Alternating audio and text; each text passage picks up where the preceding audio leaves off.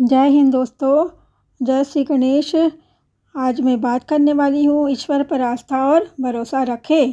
ईश्वर पर भरोसा रखें, पूर्ण भरोसा और पूर्ण आत्मविश्वास रखें। अगर हमें ईश्वर पर भरोसा है तो हमें अपने जीवन में चिंता, तनाव, बेचैनी, डर और संदेह जैसी भावनाओं से बचना चाहिए। अगर हमें ईश्वर पर दृढ़ विश्वास है तो हमें पूरा भरोसा है कि वह हमारी हर ज़रूरत को पूरा करेगा। न केवल हमें भरोसा है कि वह हमें प्रावधान भी प्रदान करेगा, यानी कि सामान भी जो हमें चाहिए, बल्कि हमें पूरा भरोसा है कि वह हमें भरपूर जीवन भी प्रदान करेगा। हमें भरोसा है कि हर परिस्थिति में ईश्वर हमारे भले के लिए काम कर रहा है। इसलिए मैं आपसे कहती हूँ, अपने जीवन के लिए यह चिंता मत करें कि तुम क्या खाओगे या क्या पियोगे, या अपने शरीर के लिए कि आप क्या पहनोगे। क्या जीवन भोजन से बढ़कर नहीं है और शरीर वस्त्र से बढ़कर नहीं है। आकाश के पक्षियों को देखो, वे न बोते हैं, न काटते हैं, न खातों में संग्रह करते हैं, फिर भी उनका जो भगवान है, हमारे भगवान उन्हें खिलाते हैं। क्या आप अधिक मूल्यवान नहीं हो? क्या आप कोई चिंता करके अपने जीवन में एक घड़ी भी कोई जोड़ सकता है? नहीं ना। भगवान पर भरोसा रखा जाए तो हम सभी परेशानियों से बच सकते हैं। सिख धर्म के संस्थापक गुरु नानक के जीवन में कई ऐसे प्रसंग प्रचलित हैं जिसमें सुखी और सफल जीवन के सूत्र छिपे हैं। अगर इन सूत्रों को जीवन में उतार लिया जाए तो हमें कई परेशानी से आएगी, जो उससे हम बच सकेंगे। एक प्रसंग बता रही हूँ। एक किसान ने बालक गुरु नानक से कहा कि मैं तीर्थ यात्रा पर जाना चाहता हूँ, 4 दिन बाद वापस आऊँगा। तब तक तुम मेरे खेत की रखवाली करना। मैं लौटकर तुम्हें 1 बोरी अनाज दूंगा। मेरे खेत में 10 बोरी अनाज होता है। बालक गुरु नानक तैयार हो गए। अगले दिन जब बालक गुरु नानक खेत की रखवाली कर रहे थे, तब चिड़िया का एक झुंड आ गया। गुरु नानक जी को किसान की फसल की चिंता हो रही थी। तब उन्होंने भगवान को याद करते हुए कहा कि परमात्मा, किसान की फसल की रक्षा करना, चिड़ियों को आपके हिस्से का अनाज देना, किसान का अनाज कम मत करना। ऐसा बोलकर वे भगवान का ध्यान करने लगे। जब किसान तीर्थ यात्रा से लौटकर आया तो उसने खेत में चिड़ियों का झुंड देखा तो वह क्रोधित हो गया। उसने गुरु नानक से कहा कि तुम्हें ये दिख नहीं रहा है क्या कि ये झुंड मेरी फसल खराब कर रहा है। तब गुरु नानक जी ने कहा कि आप चिंता न करें, मुझे मेरे भगवान पर भरोसा है, आपका कुछ भी अहित नहीं होगा। अनाज कटवाए, आपके हिस्से का पूरा अनाज निकलेगा। किसान ने फसल काटी और जब अनाज के बोरे भरे तो 11 बोरे भर गए। ये देखकर किसान बालक गुरु नानक के किसान वो बालक गुरु नानक के चरणों में गिर पड़ा और बोला कि आप महान हैं।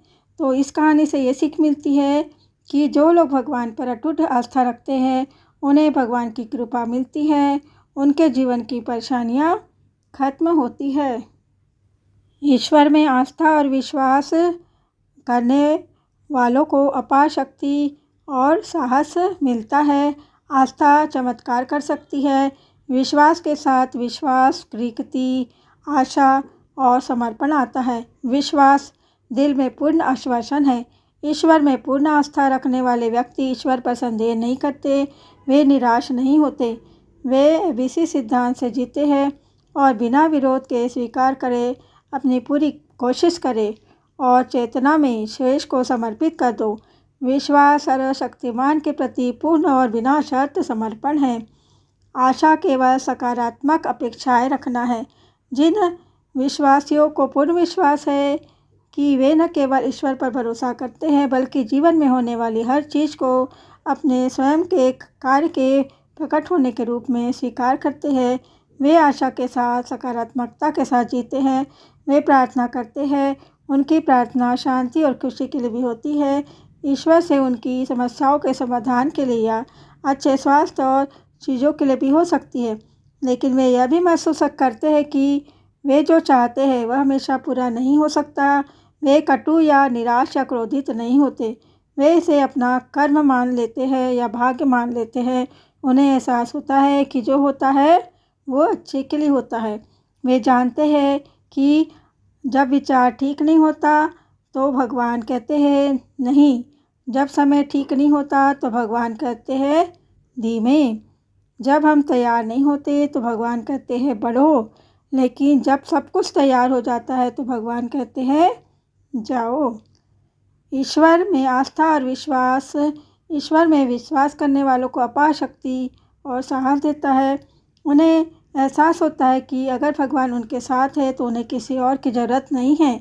बाधाओं का सामना करने पर वे न तो डरते हैं, न चिंता करते हैं और न ही व्याकुल होते हैं। वे अपनी परिस्थितियों को बेहतर बनाने की कोशिश करते हैं, लेकिन जब वे चीज़ों को नहीं बदल सकते तो वे स्वीकार करते हैं। उन्हें यह जानकर भरोसा है कि भगवान उनका मार्गदर्शन करेंगे। इस प्रक्रिया में वे खुद पर भरोसा करना भी सीखते हैं। वे जानते हैं कि ईश्वर द्वारा निर्देशित वे कभी गलत नहीं हो सकते हैं। अगर वे ऐसा करते हैं तो वे जानते हैं कि इसका सामना करने में वे सक्षम होंगे और सभी चुनौतियों से मजबूत और बेहतर तरीके से वे बाहर निकलेंगे। ईश्वर पर भरोसा अनिवार्य रूप से हमें खुद पर भरोसा करने की ओर ले जाता है। यह हमें मजबूत, साहसी और खुश बनाता है। जिन लोगों को सर्वोच्च अमर शक्ति में विश्वास है, जिन्हें हम भगवान कहते हैं, वे आमतौर पर कहीं अधिक खुश और दुनिया के साथ शांति में अधिक है। जितने अधिक विकसित विश्वासी वे साधक जिन्होंने सत्य को जान लिया है, वे महसूस करते हैं कि हम परमात्मा यानी कि भगवान का एक अंश है। हम शरीर, मन और अहंकार नहीं हैं, बल्कि आत्मा है। और प्रबुद्ध लोग यह महसूस करते हैं कि ईश्वर अलग नहीं है। उन्हें एहसास होता है कि भगवान उनके दिल के मंदिर में रहते हैं। वे ईश्वर से अलग नहीं हैं, वे ईश्वर के ही अंश हैं। इस बोध के साथ यह जरूरी है कि ईश्वर में विश्वास स्वयं में विश्वास में बदल जाता है। ईश्वर या स्वयं पर संदेह करने का कोई सवाल ही नहीं है। इसे सत्य का बोध, आत्मज्ञान कहा जाता है। यह हमें सभी दुखों और कष्टों से मुक्त करता है। संदेह और निराशा से हम एक योगिक की तरह रहना सीखते हैं, हमेशा ईश्वर से जुड़े रहते हैं। हम सच्चिदानंद की स्थिति में रहते हैं, हम आनंद की स्थिति में रहते हैं, क्योंकि हम सत्य की चेतना में रहते हैं। हम ईश्वर के साथ, दुनिया के साथ, हर चीज़ के साथ एक है। कठिन समय में भी परमेश्वर पर भरोसा रखें। भगवान सच्चे हैं, भरोसा रखें। जीवन का पूर्वानुमान नहीं लगाया जा सकता। जीवन में उतार चढ़ाव आते रहते हैं। हम में से बहुत से लोग भगवान पर भरोसा करना चाहते हैं जब समय अच्छा होता है और जब आसान सब कुछ लग रहा होता है, लेकिन जब समय कठिन लगता है तो भगवान पर भरोसा करना और भी ज़रूरी है। जब चीज़ें अस्थिर लगती है और हमें लगता है कि हम सही रास्ते पर नहीं हैं, तो भगवान का अपरिवर्तनीय चरित्र हमें एक मजबूत आधार दे सकता है। जीवन कुछ समय तक सुचारू रूप से चल सकता है। आपकी नौकरी संतोषजनक है, आपके मित्र और परिवार आनंदित है, आपके लक्ष्य, वित्त, स्वास्थ्य और दृष्टिकोण उज्जवल दिखते हैं। फिर अचानक जीवन में उतार चढ़ाव आते हैं। आपका कोई परिचित बीमार हो जाता है, आप अपनी नौकरी खो देते हैं, कोई मित्र या परिवार का सदस्य आपको धोखा देता है। जिन चीज़ों को लेकर आप सुरक्षित महसूस करते थे, वे अचानक अस्थिर और अनिश्चित लगने लगती है।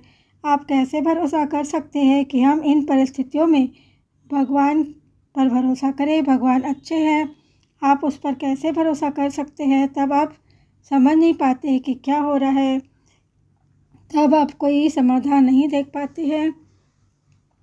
तब परमेश्वर आपको इसे निपटने में आपकी मदद करते हैं। तो भरोसा हमेशा रखना चाहिए। कर्म प्रधान बिंब करी राखा, जो जस करी सो तस फलु चाखा। भगवान ने यह विश्व कर्म प्रधान बनाया है। जो जैसा करता है वैसा भुगतता है। तो यहाँ तक वीडियो में बने रहने के लिए आप सबका बहुत बहुत धन्यवाद।